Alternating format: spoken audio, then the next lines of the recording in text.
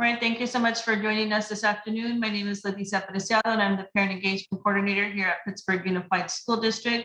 Again, we're in a webinar format, so we cannot hear you or see you, but during the presentation, we'll be asking you some questions. We'll ask if you can please answer in the chat, and we'll be monitoring the chat throughout the session. Joining me this afternoon is Ms. Yolanda Romo Gonzalez from the Tandem organization, Tandem Partners in Early Learning, who will be doing afternoon's presentation. Welcome, Yolanda. Thank you. Let me go ahead and start with my screen share. That way we'll be good to go. Okay, well, thank you. Welcome, everyone. My name is Yolanda Romo. I am here from Tandem Partners in Early Learning, and I will be presenting today's workshop on the following topic: myths and truths of bilingualism. So let's go ahead and start. And just a little bit about Tandem. We are an early education nonprofit based in San Francisco, Alameda, and Contra Costa counties. And we are dedicated to setting young children up for success in school and beyond. We provide free books, resources, and workshops just like this one and in many other topics to parents, caregivers, educators, and other adults in their lives. So thank you for joining. And yes, since we are in a webinar format today, I do want us to use the chat as a tool to communicate and interact throughout our workshop.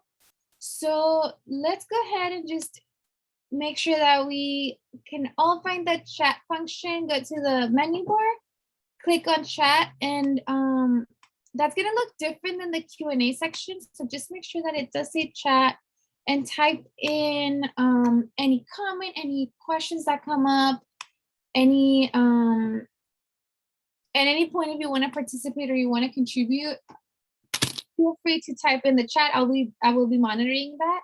So let's start now by typing in one thing you hope to gain from this workshop today. So I'll give you about a minute or so to open up the chat and type one thing that you hope to gain from this workshop today.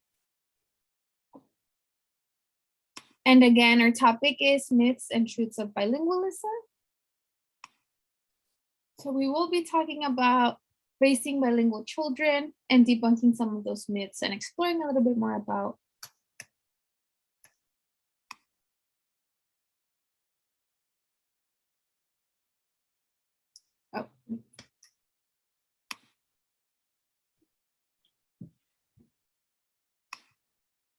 Okay, and I don't see anything in the chat yet, but I do want to let you know that at any point, feel free to jump in the chat, type in an answer, a response to what your hopes to gain from this workshop. Okay, so our goal is that after this workshop, you will be able to, one, recognize common myths and truths about bilingualism, that you will be able to explain why it is important for children to keep their home language, and that you will also be able to use strategies to support the bilingual language development of children in your care.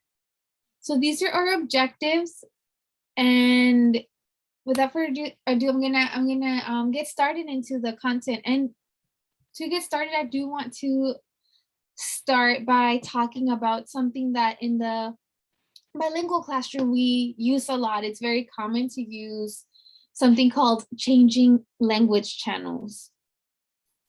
So for this part of the workshop, I am going to ask you to pretend with me that we are changing our language channel. So the workshop will be in English, but for this portion, we will switch to speaking Spanish just to model what changing a language channel is like. And we often do this in the bilingual classroom when we want to distinguish between speaking two different languages. So let's say that we begin the day, we're speaking Spanish, and then we're gonna read a book that's in English. I would ask the children in my care I'd be like, hey, I know we're just speaking Spanish, but now we're gonna read this book in English. So you all know what we have to do? We have to switch our channels. And I would bring my hands to my ears and pretend like I'm twisting some knobs. Nowadays, everything is digital, so children will probably not be able to relate, maybe switching the knob on a radio or switching the knob on a TV. But we're gonna ask them to pretend that the ears are knobs and we're switching the channels to switch from English to Spanish. So let's go ahead and let's all practice it together. Let's change our channels. Muy bien, ahora estamos en el idioma español. Vamos a estar hablando español porque ahora estamos en el canal de español. Y nuestra actividad que vamos a hacer en español es cantar. Para poder cantar, vamos a empezar por practicar las partes del cuerpo, porque esta es la canción que vamos a aprender hoy. Entonces vamos a empezar con cabeza.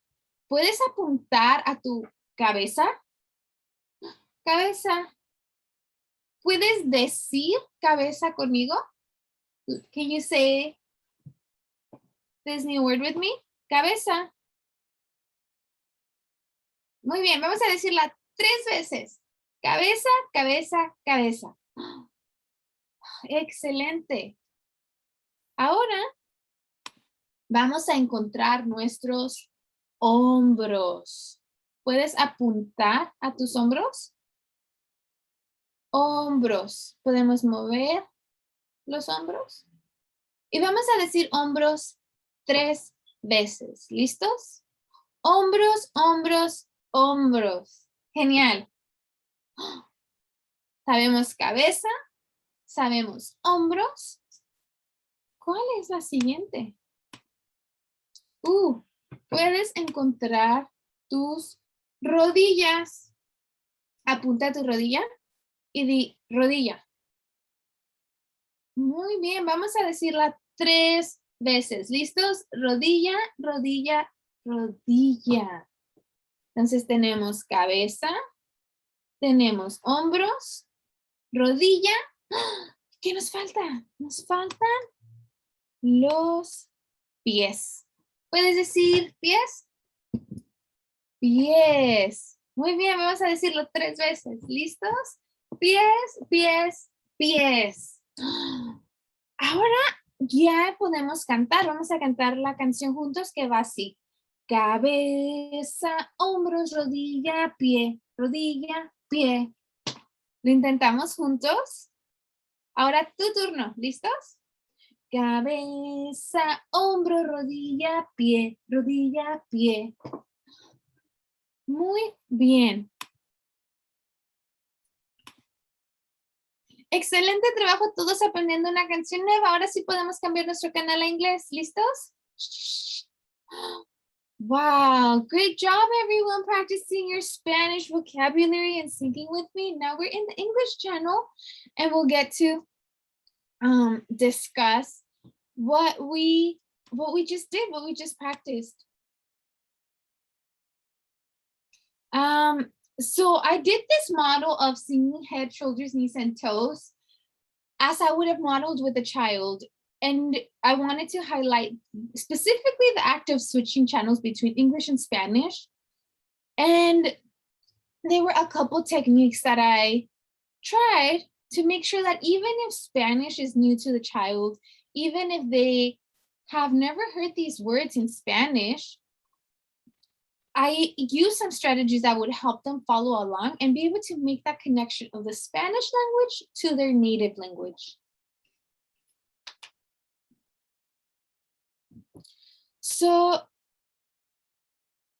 let's go ahead and jump into, I have 3 reflection questions I want us to think about. So again, let's use the chat to type in your answers or commentary, especially if these questions bring up some reflections for you. Go ahead and use the chat and type it in there. But my first question is, how did you feel about the activity? How did you feel about the activity? For example, if I was doing this activity and I didn't know any Spanish, I could have felt a little nervous at first, right? And that would have been okay. I see Antoinette shared in the chat that they felt confident. And I'm wondering, what made you feel confident, Antoinette, going to this? Do you already have some knowledge of Spanish? Maybe some, oh, yeah, some knowledge, some background in Spanish. That is awesome. And that's great, right? Sometimes our children will have some background knowledge. We'll be familiar with some words. But if we are working with children or interacting with children who maybe don't know these words yet, some of the things that I did to help them understand was pointing, right? When I said cabeza, I pointed. So that way they can make that connection that cabeza, oh, that's my head. If I'm pointing to my head, that means that cabeza means head. Also having the visual where they can follow along and also see this in order: cabeza, hombros, rodillas, pies. It gives them an extra level of support, having that visual for them. That would also help them better understand what was going on and we were not just all of a sudden speaking a new language. And our last question is, what could I have done to make it easier? So maybe there could have been more translation depending on the level of comfort that the child has with the new vocabulary or the language that we're practicing, right? Maybe allowing more time to practice. Having them repeat the word in Spanish, right? We said it 3 times. It's like, okay, we're going to say it 3 times, right? Cabeza, cabeza, cabeza. But giving them that opportunity or that time to repeat the words in Spanish, great. That'd be another a strategy to make it easier for the child to follow along.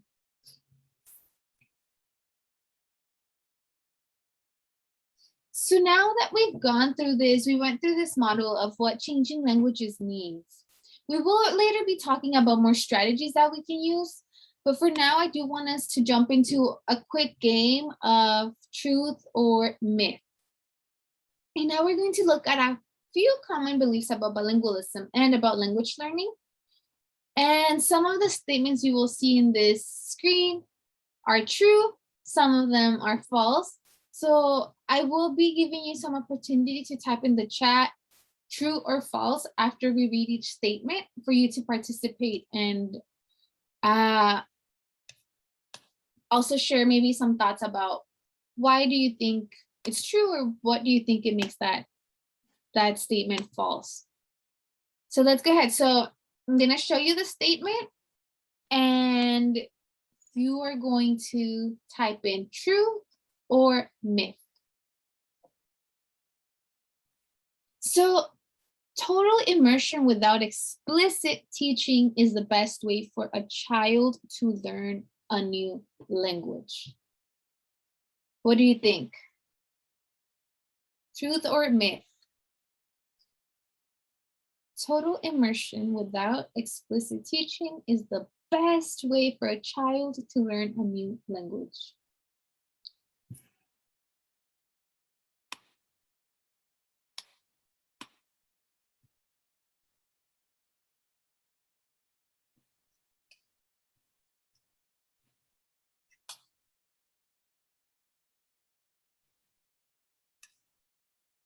Well, if you're thinking myth, you are correct. There is no scientific evidence to support the claim that the more a child is immersed in English, the more English they will learn. And studies have shown that what counts is it's not just the quantity, but also the quality of exposure. That means that students need comprehensible input and they need to understand that when they're hearing and that they need to understand what they're hearing in order to be able to pick up that new vocabulary in a new language. So if students were to be left to sink or swim in English-only classrooms with little or no help in understanding their lessons, they won't learn much English. Or if it's the other way around and they're being immersed in a Spanish classroom, they won't learn as much Spanish. On the other hand, if teachers are using repetition, if they are using carefully planned lessons that build on each other, And if they're also incorporating native language support, children will learn more of that second language. And they will also do a lot better in all the other subjects being talked about in the classroom, like math, art, science, social skills.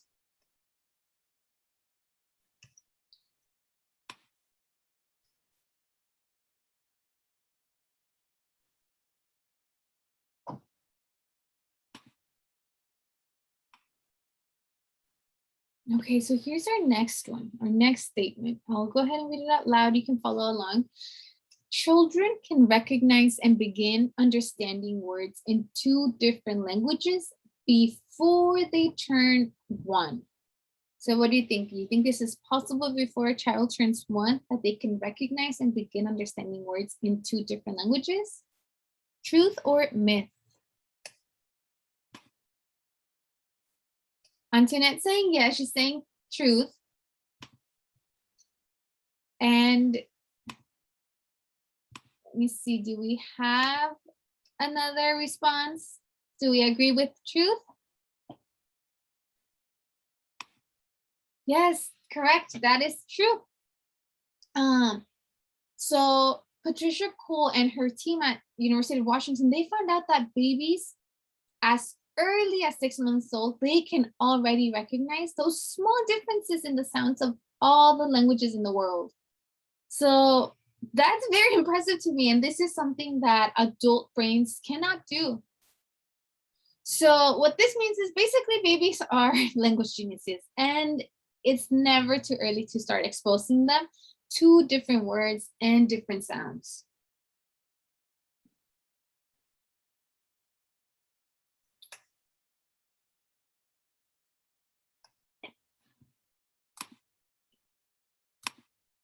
Okay, and I'll continue to check the chat in case you all want to share your own experiences. Maybe if you are raising a bilingual child at home, go ahead and share what languages you're practicing at home. I did see Antoinette share that her daughter is going to be starting kinder at a dual immersion school in August, and her daughter will be learning English and Spanish. Thank you for sharing that, Antoinette. So let's go with our next statement. And the next statement says, a child can learn a second language very quickly.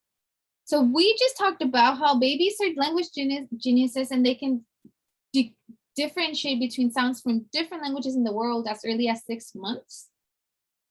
And we know that. What do we think about a child learning a second language very quickly? Do we think it's a truth, or do we think it's a myth? Go ahead and type in the chat. Antoinette is saying truth. So this one is a little tricky because yes, Antoinette, it is true. There's some truth to this, but it can also be a myth.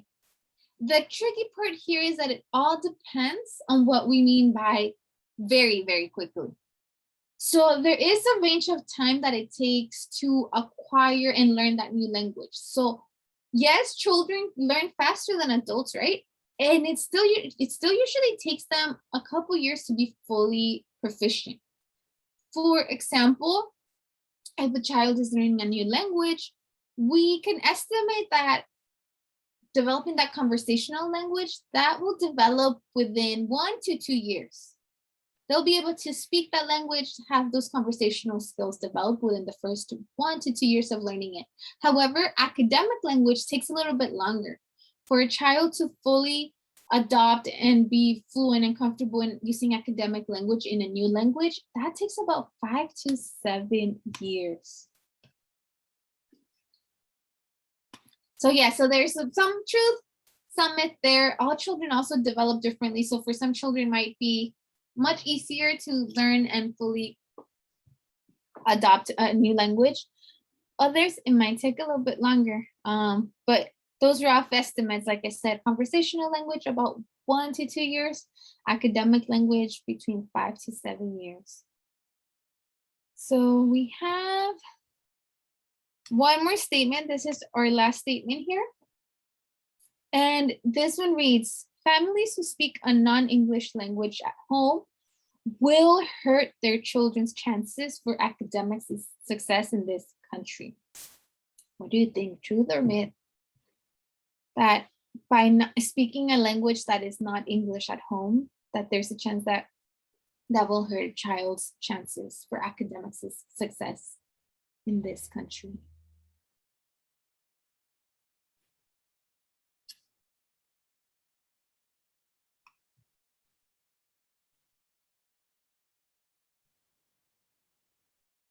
Okay, so I see a response in the chat and they're saying they want to say no, but that's also why they're here, to understand that statement better, right? And there's a lot of discussion, and usually in workshops, this statement here brings up a lot of conversations, a lot of good conversations, a lot of great points, and an excellent discussion. But here, this one is a myth. Actually, the more a child hears and uses their native language at home, the easier it will be for that child to develop language skills in English. So that's why this is a myth. And to just go a little bit more into depth. So if we think about it this way, if a child already has strong language skills in their home language, adding a second language is much easier because they already have that sort of like mental map to connect new words to. So if you think about earlier when we were doing the head, shoulders, knees, and toes song in Spanish, if a child already has that vocabulary in English, when they hear this in Spanish, they'll be able to make that connection. Okay, so I know this is head, and they're pointing to this part of the body and saying cabeza. So head, cabeza, cabeza Spanish for head. Okay, and they start making that, building that map, making those connections. So other examples, for example, if a child sees a book about a kangaroo, it'll be much easier for them to learn the word kangaroo if they already know the word canguro in Spanish. Or in any other language, Cantonese, Tagalog, they're connecting the dots and they're making those associations between the English word and the second language. Another cool thing about really developing the native language first, and typically I get to speak with families whose home language is Spanish. So they are teaching or they're raising their children speaking Spanish at home. And then they wonder, well, if I'm speaking to them Spanish at home, then maybe that's going to give them a hard time at school. But essentially, like I just mentioned earlier, if children are really developing their home language skills, they're developing great vocabulary in their native language skills, that's already setting them up for success in learning English and learning a second language. And there's also the thing with cognates, and those are words that sound similar in both language, and they also help children understand and predict vocabulary. For example, if you are Spanish speaking, academic words in Spanish often have that Latin base. So speaking Spanish will actually can be helpful. And I don't know how many of you have, or maybe Spanish speakers, but I can give this examples from my own experience. There's the word cotidiano, which is quotidian. And the word cotidiano,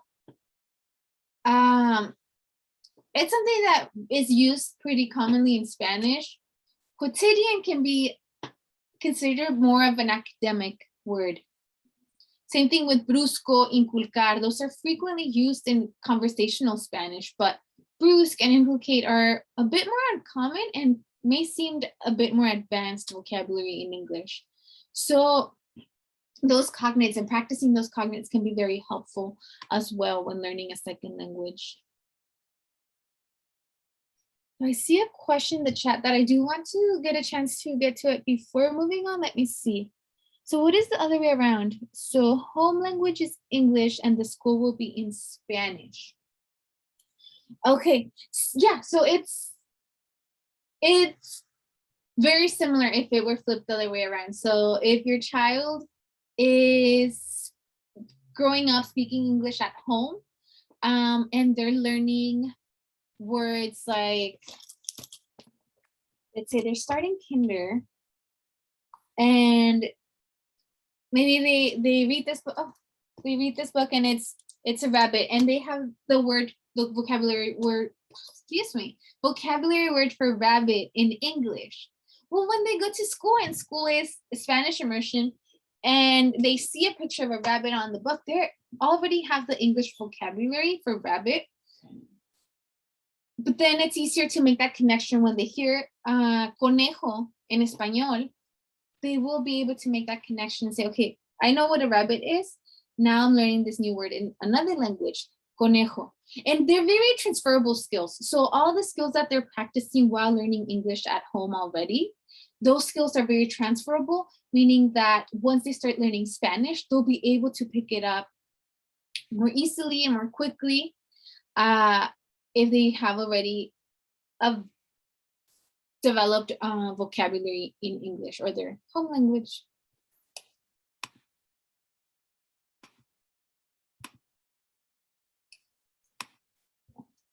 So home languages connect children to their cultures as well. And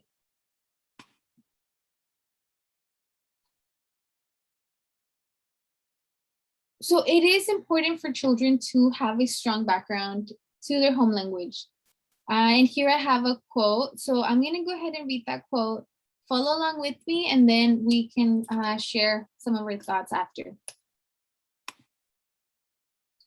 So talk is crucial. Talk is a crucial link between parents and children. It is how parents impart their cultures to their children and enable them to become the kind of men and women they want them to be.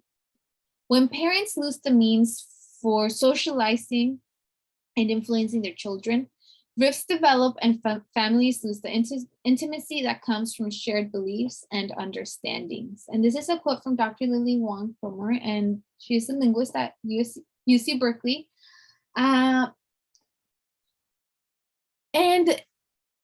the takeaway from sharing this quote and from talking about having that connection to a child's culture, it's because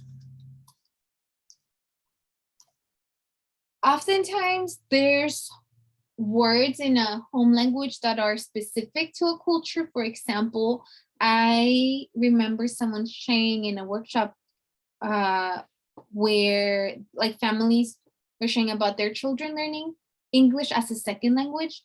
And this mom shared that she's Filipino. So sometimes when telling stories to her daughter and sharing the stories with her daughter, there'd be words that she just couldn't find that translation to English because they maybe don't exist in the English language. So there's that richness to, depending on the culture or depending on the context of the stories that we're telling or things we're sharing with children, there's certain words that are specific to a culture. And this is one of the great things about learning languages together and practicing languages with their children, that they get to be exposed and they also get to learn about other cultures.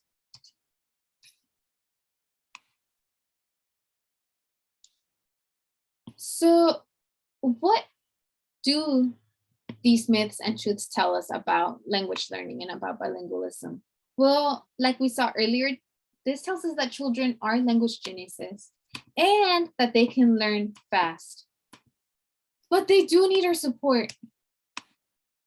So in the following 2 slides, I'm going to go over some strategies to help children, 1, learn new words, and 2, learn strategies to build that confidence and build that connection when learning a new language. So I'll start with strategies for learning more words. And before I show these on my screen, I do want to allow some time for participants to type in the chat and share some strategies they are already using at home to help their children learn more words. So go ahead and share in the chat. What strategies are you already using to help your child learn new words or expand their vocabulary?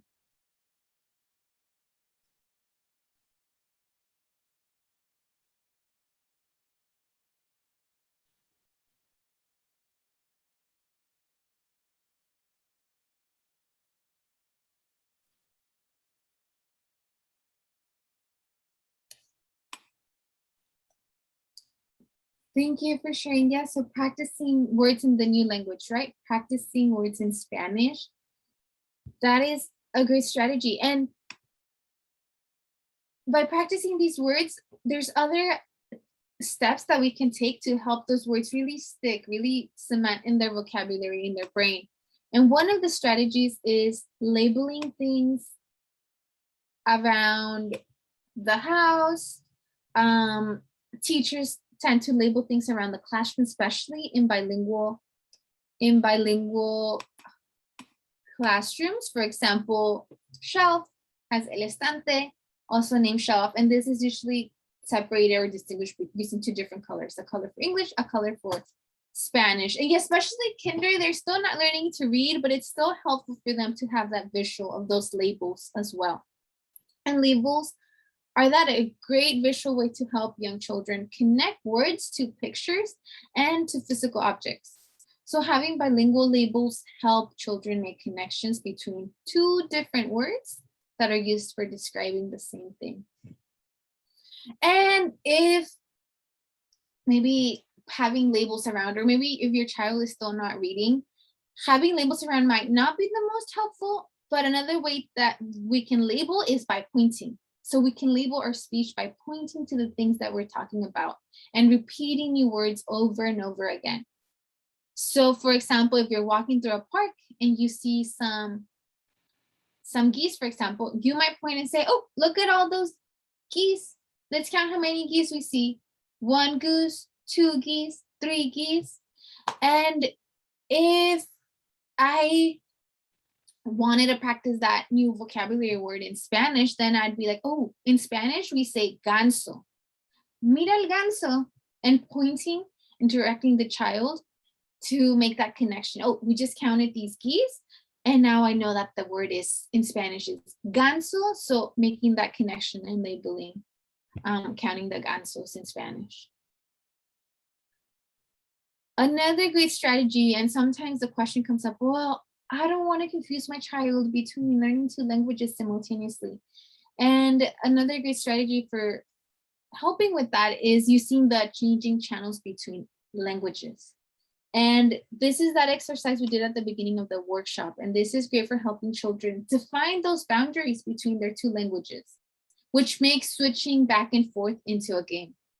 So for example, if your child is starting kinder and you know they're going to be learning Spanish now, maybe they have a portion of the day where they speak Spanish only, you can try incorporating that at home where perhaps maybe during dinner time, oh, we're going to switch our channel, and during dinner time, we're going to try to speak as much Spanish as we can, right? And then making it into a game of switching to another language.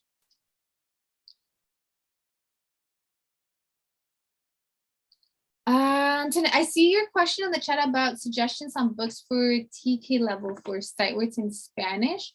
Let me make a note of that, and then we can touch back on it after the workshop. So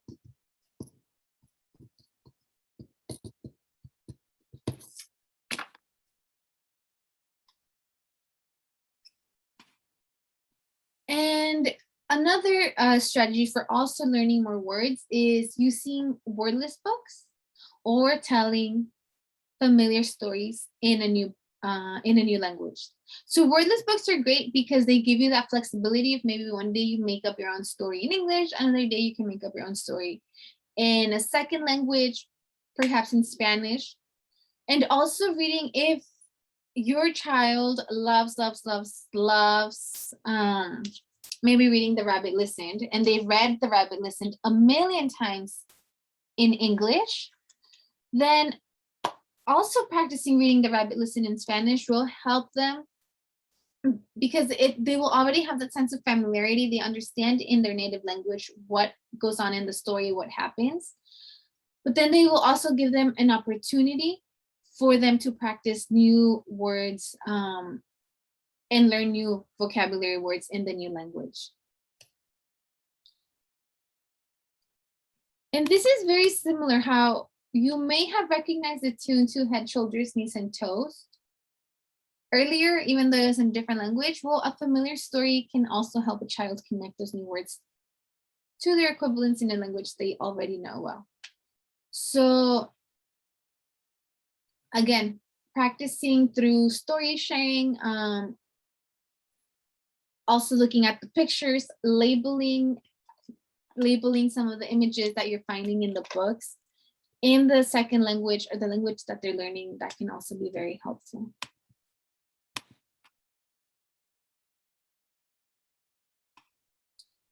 And while children are building their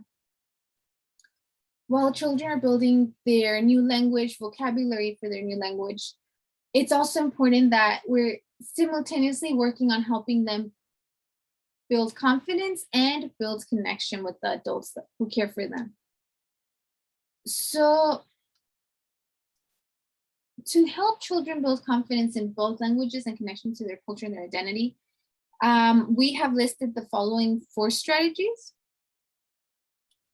So letting the child be the expert, being gentle and patient, giving them time, leading by example instead of correction, and having families visit the classroom, share a song, story, or game in their home language.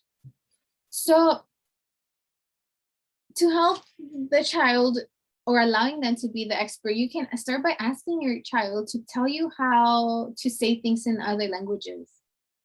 Let them tell you stories. Asking your child to share their expertise helps build their confidence and their pride in their bilingual skills. So make sure that also it's optional for them to like play this game or make it into a game, because if it starts to feel like a test, like, oh, I'm testing you, then it stops being fun. So always trying to stay on the fun side of maybe making it into a more playful game, and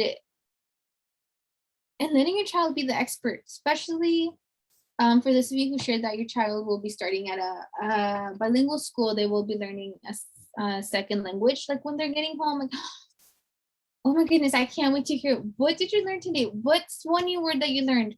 Or if you know that they recently learned Spanish vocabulary for fruits and vegetables and you're preparing dinner, like, oh, hey, like I have a carrot here. Do you know how to say carrot in Spanish? And then, oh, that's right, zanahoria. Oh, you got it. And thank you so much for helping me remember what the word for carrot in Spanish is, and repeating it, and always just trying to have fun, not just quizzing them and be like, oh, well, you learned vegetables.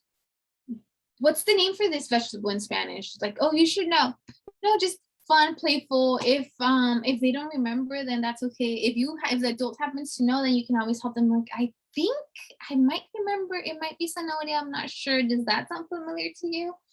And just giving them that opportunity for them to be experts in their new language. And you're at that same time, you're building their confidence, but also you're building that connection and that bond between the adult and the child.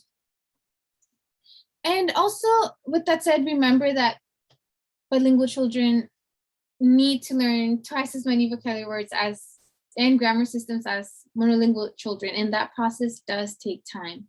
And sometimes children can understand a lot, but they're just might not be ready to speak yet. And this is what is sometimes referred to as like an observational period. And it's a normal part of the language learning process, even for children who are learning just one language. So when kids feel a lot of pressure to perform, that stress can get in their way and keep them or hinder them from moving forward in their language learning. And by leading, when we say lead by example instead of correction, we want to acknowledge that mistakes are also a normal part of language learning. And for example,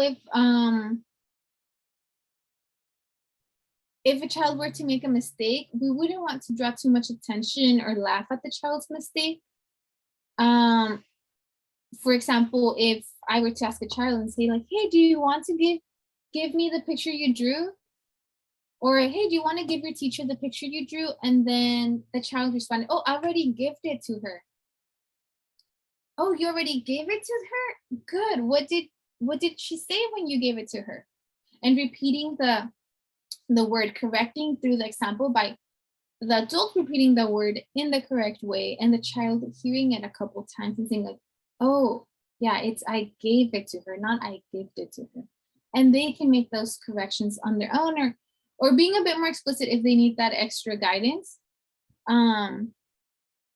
But always just making it a safe environment. Again, we don't want the child to feel like they're being tested all the time on the new language that they're learning. And last one, here we have having like families visit the classroom and sharing songs, stories, or games in their home language. This is something that I've seen teachers do in the classroom where if, especially like the example earlier where if a child is starting at a bilingual school, they're going to be learning Spanish. Having visitors who are native Spanish speakers can also help. Right now, things might be a little bit different because of the current situation. Maybe parents are not available to go or visiting. Rules might be a bit different, but when possible, having visitors or being exposed to the language that they're learning is a great way for them to practice and learn about their new language. Children learn a lot through songs, through stories. They also learn more about cultures. And overall, we want to be building a child's pride in connection to like their home language and the new language that they're learning.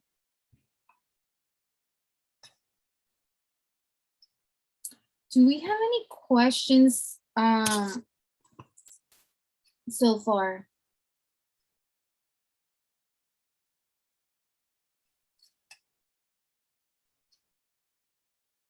Okay, I did see that question. While I allow some time for new questions, I did want to get back to the question about TK level sight words.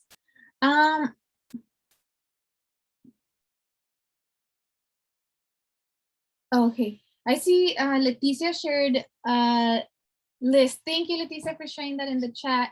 And also in our website, we have list of books by category, by theme, and there's also a lot of interactive read alouds recorded on there. So you can also visit our website or Vimeo and find some books in Spanish where your child can practice listening to the new language, but also if you already have that, I'm going to share the links in the chat. If you already have a list of sight words that they're looking for, then that can even be a game where any book that you're reading, making it a challenge, making it a game for your child to identify the sight words on those books as well. And I just in the chat, I just sent the link to the interactive read aloud videos on Vimeo. And I also shared a link to our activity guides. So you'll find activity guides that correspond to some of the read alouds on that Vimeo. There's conversation questions. There's a lot of activity guides about vocabulary, about even math, learning math through storybooks, a lot of social emotional opportunities to explore through book sharing. So make sure you check out those resources as well.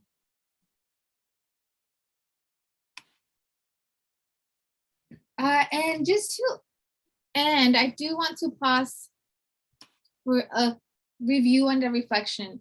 And I want to invite you to think about a new skill or a new activity you would like to try out by maybe next week, or maybe by the time your child starts kinder and they'll be learning a new language. What is one new skill or one new activity you would like to try?